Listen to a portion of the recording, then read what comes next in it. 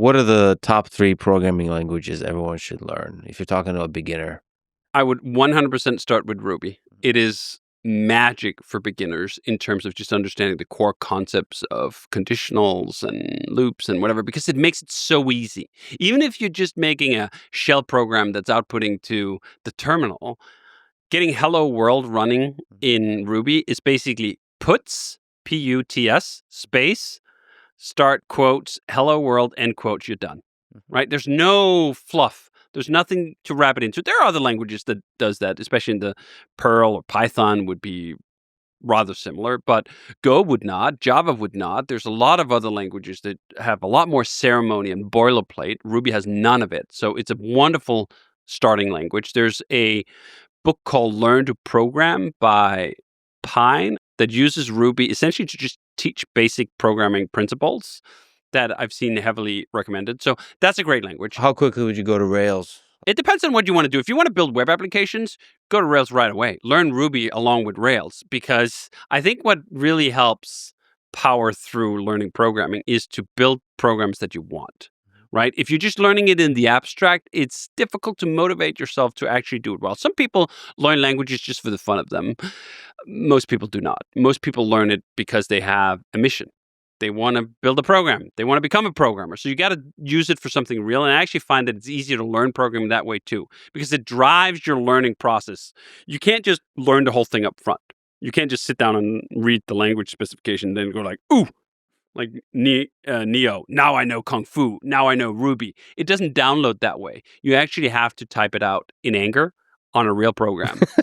Yeah, for sure. So I would start there, but then number 2, I probably would be JavaScript. Because JavaScript just is the language you need to know if you want to work with the web.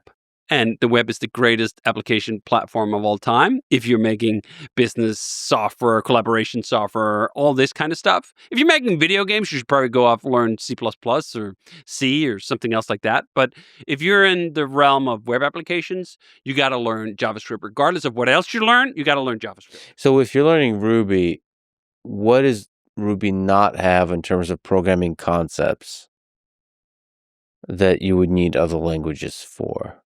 I don't know if there's any concepts missing, but it doesn't have the speed or the low-level access of memory manipulation that you would need to build a 3D gaming engine, for example. No one's going to build that in Ruby. You could build quite low-level stuff when it comes to web technologies in Ruby, but at some point you're going to hit the limit and you should use something else. I'm not someone who prescribes just Ruby for everything. Just once you reach the level of abstraction that's involved with web applications, Ruby is superb. But if you're writing, for example, a HTTP proxy, Go. It's great for that. We've written quite a few HTTP proxies lately at the company for various reasons, including our cloud exit and so forth. And Kevin, one of the programs I'm working with, he writes all of that in Go. Go just have the primitives and it has the pace and the speed to do that really well. I highly recommend it. If you're writing an HTTP general proxy, do it in Go. Great language for that. Mm-hmm. Don't write your business logic in Go. I know people do, but I don't see the point in that. So what would you say the 3? So Go, Ruby, plus Rails, JavaScript. Yeah, if you're willing or interested in working with the web, I'd probably pick those 3. Go, Ruby, and JavaScript. Go, Ruby, and JavaScript. Okay.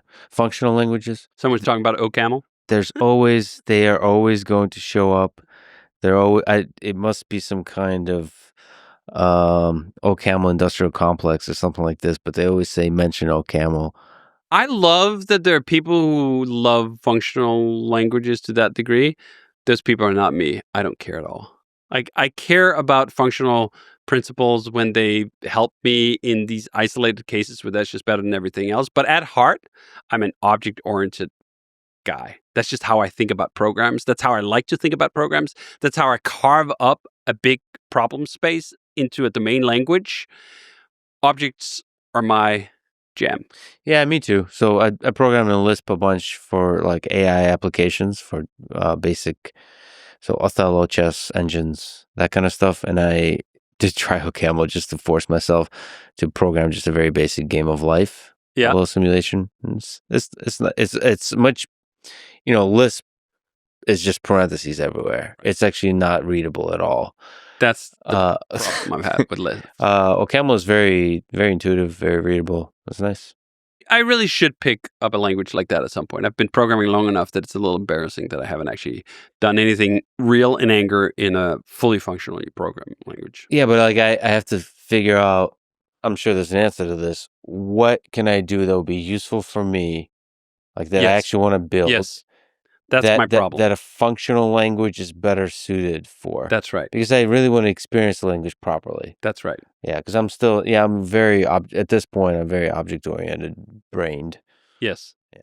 And that's my problem too. I don't care as much about these low-level problems in computer science. I care about the high level. I care about writing software. I care about the abstraction layer that really floats well with web applications and business logic. And I've come to accept that about myself, even though, as we talked about when I was a kid, I really wanted to become a games programmer. Mm-hmm. And then I saw what it took to write a collision detection engine. And I go like, yeah, that's not me at all. I'm never going to be into vector matrix manipulation or any of that stuff. It's way too much math. And I'm more of a writing person than I'm of a math person.